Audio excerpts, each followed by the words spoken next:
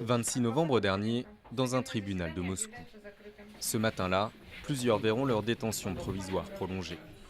Ces prévenus, accusés de troubles massifs et de violences contre les forces de l'ordre, sont reliés à la salle d'audience par webcam depuis leur prison. Leurs proches sont venus les soutenir. Une banderole, quelques mots, vite réduits au silence par les gardiens. Sergueï Udaltsov, l'un des principaux leaders d'opposition, également inculpé dans cette affaire, a lui aussi fait le déplacement. Ces personnes sont des victimes de cette machine répressive. Moi-même, j'étais sur la place Bolotnaya le 6 mai. J'ai vu ce qui s'est passé. Personne n'a organisé les troubles massifs.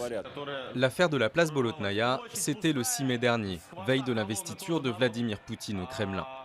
Une énième manifestation d'opposition dans le centre de Moscou, mais qui cette fois dégénère en affrontement avec les forces de l'ordre. Bilan, plus de 400 interpellations et des dizaines de blessés.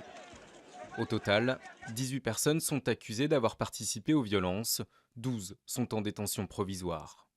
Fin novembre, le premier à être jugé a été condamné à 4 ans et demi de camp. Yaroslav Beloyousov, lui, a été arrêté chez lui le 9 juin. Cet étudiant en sciences politiques de la prestigieuse Université d'État de Moscou est âgé de 21 ans et père d'un petit garçon. Il est en détention provisoire. Sa femme, Tamara, ne comprend toujours pas. Il est très gentil, c'est quelqu'un d'ouvert, d'honnête, d'attentionné, de juste. Mais d'un autre côté, il est étudiant en sciences politiques, donc il est allé aux manifestations pour étudier ce qui se passe, pour voir de ses propres yeux ce qui se passe. Jusqu'à présent, les manifestants écopaient d'un maximum de 2 semaines de prison. Cette fois-ci, ils risquent jusqu'à 8 ans de camp.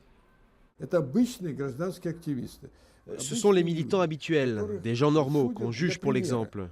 Il est vraisemblable qu'ils vont être condamnés à plusieurs années de prison afin d'effrayer la société civile, pour qu'ils ne manifestent plus et n'élèvent plus la voix contre le régime de Poutine. Un durcissement du régime vertement dénoncé par l'opposition et des militants des droits de l'homme. Depuis le retour de Vladimir Poutine au Kremlin, plusieurs lois ont été adoptées, élargissant notamment les notions de trahison et d'espionnage ou limitant le financement d'associations russes par des pays étrangers.